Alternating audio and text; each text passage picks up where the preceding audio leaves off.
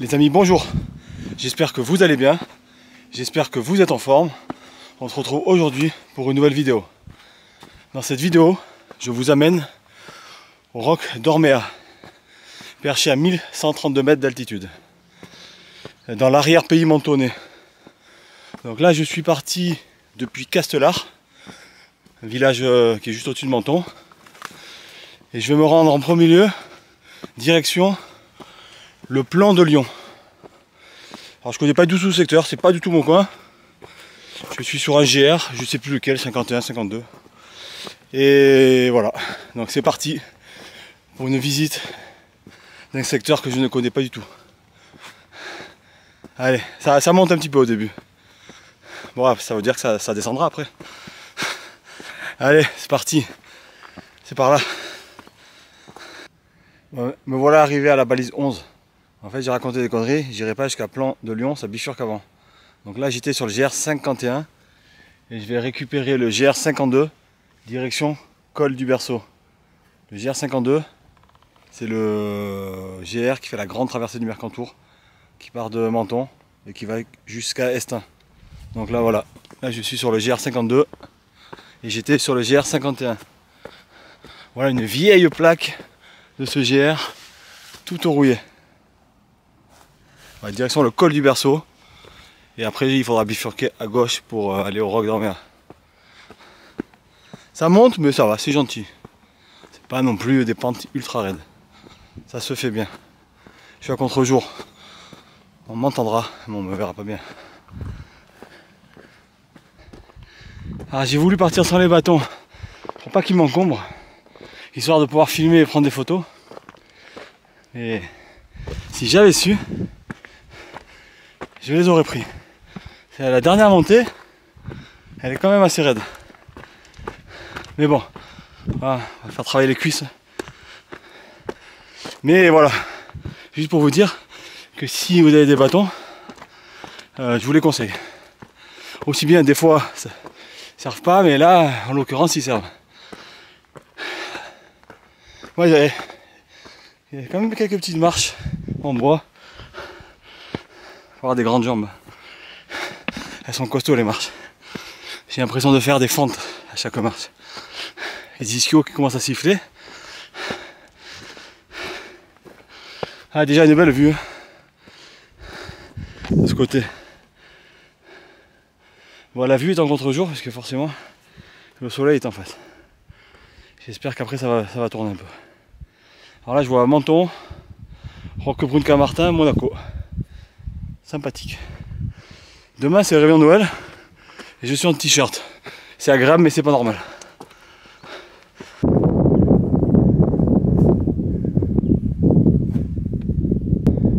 Me voici arrivé au col du Berceau, 1050 mètres d'altitude.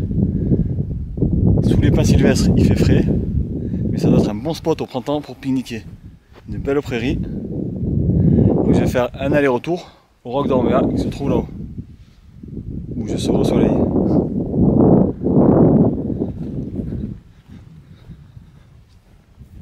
Je n'ai pas croisé une brebis. Personne. Seul au monde. Bon, la veille de Noël. Allez. Les derniers 100 mètres de dénive.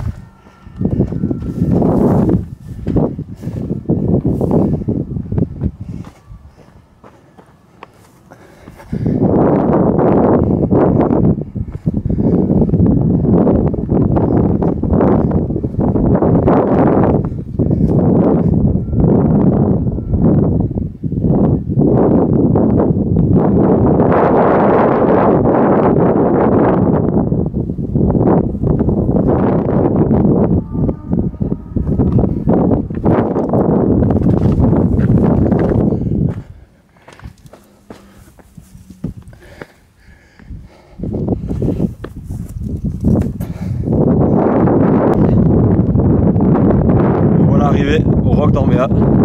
Franchement, j'y suis pas venu plus tôt, c'est magnifique.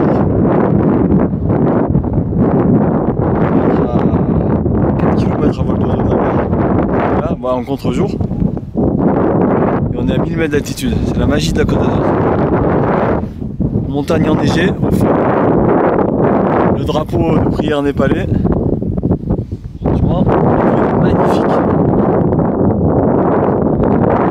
Et derrière se trouve le Gramondo. Alors je sais plus s'il est à 1003 ou 1004. Juste derrière. Il est à 6 km à vol d'oiseau de la mer. C'est le sommet, le point culminant du littoral azuréen. Au-delà, les sommets qui sont plus hauts feront plus partie du littoral. Ils sont plus considérés comme faisant partie du littoral. Histoire géographie. Voilà. C'est pas tout à fait midi, mais j'ai la dalle.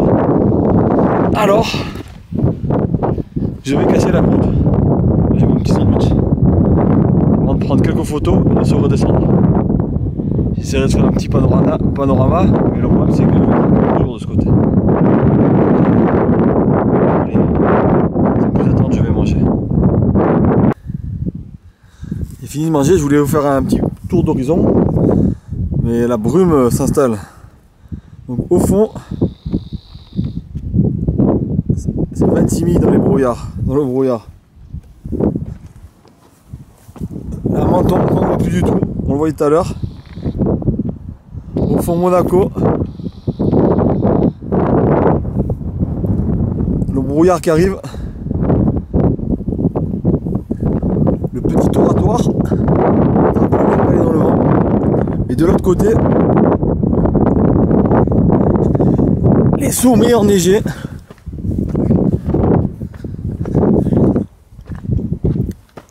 Au loin, petit zoom, voilà.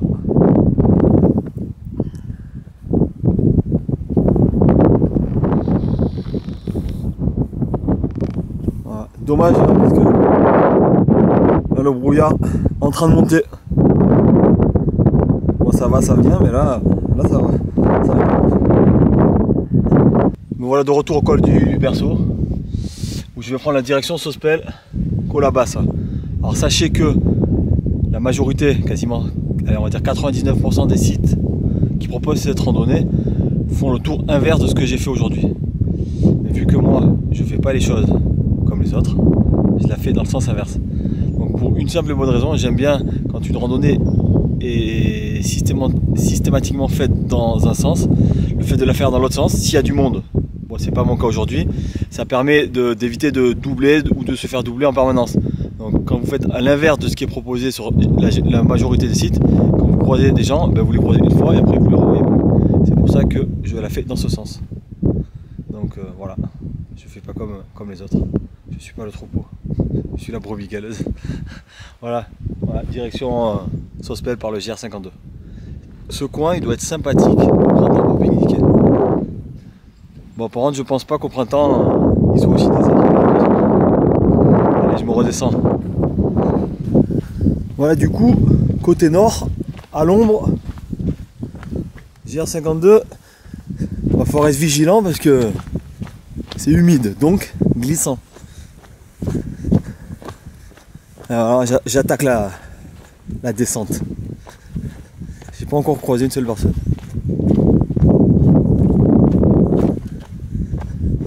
Je vais bientôt quitter les pins sylvestres. Et plus bas, je pense qu'il y aura des essences un peu plus méditerranéennes, comme des oliviers. Voilà, une belle forêt de pins sylvestres. Minute de biologie. Botanique. Voilà, il faut tourner à droite. Hein, ne surtout pas aller tout droit, hein, bien entendu. Ne pas suivre la croix. Là, je me suis attardé sur quelque chose de très joli, surtout pour moi qui travaille dans la forêt. Un chêne vert qui pousse dans le tronc du pin sylvestre. Je vous laisse admirer ce beau spectacle que nous offre la nature. Je sais être poète de temps en temps. Voilà, un petit chêne vert qui a poussé. Oh putain, je glisse. Punaise. Dans ce magnifique pin sylvestre. Il est énorme. C'est pour finir sur la minute botanique. Bon là je vais faire gaffe parce que les 2 fois que je tente la glissade non contrôlée. Donc si je glisse, je préfère qu'elle soit contrôlée. Avec belle vue sur les montagnes. On verrait presque le Grand Capelé, une partie au fond. Voilà, une belle ruine. Jadis, il devait y avoir des agriculteurs. Quand je dis jadis, c'est il y a de nombreuses années en arrière. Mais c'est solide. Beau linteau. Il manque plus que la baie vitrée. Et en face, la forêt de pins sylvestres. Mais qui est encore en contre-jour. Décidément, il faut venir le soir ici. Voilà cette belle ruine. Voilà, arrivé à la balise 13. Où il faudra quitter le GR. Qui s'en va vers Sospel. Pour récupérer un chemin de petite randonnée. PR. Direction bien évidemment Castellar. Et dorénavant, c'est plus des traits rouges et blancs. Ça sera des traits jaunes. Je me suis fait un poteau. Il est là mon poteau. Il est là. Et voilà, il va vouloir rentrer avec moi. Et voilà. Je fais un copain. Ah, j'ai pas la place pour le ramener. Ah, il va vouloir me suivre. Ouais, c'est parti. Hein. Ah, je suis presque à la voiture, je pense. Retour à la civilisation, il y a un peu des maisons et du ciment au sol. Ça me plaît moins. Un petit âne. Voilà. Bon, je vais pas l'embêter. C'est tranquille. Et moi j'ai mon compagnon de route devant qui m'ouvre là. Il m'ouvre la route. Il m'attend.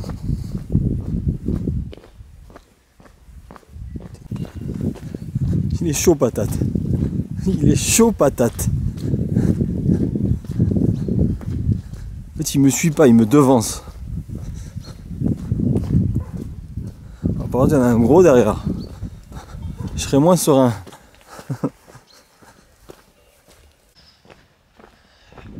Voiture en vue, voiture en ligne de mire. Donc si j'approche de la voiture, c'est que on approche de la fin de la vidéo. Et oui, là vous devez vous dire déjà, putain on est en train de se divertir, mais quel dommage c'est déjà la fin.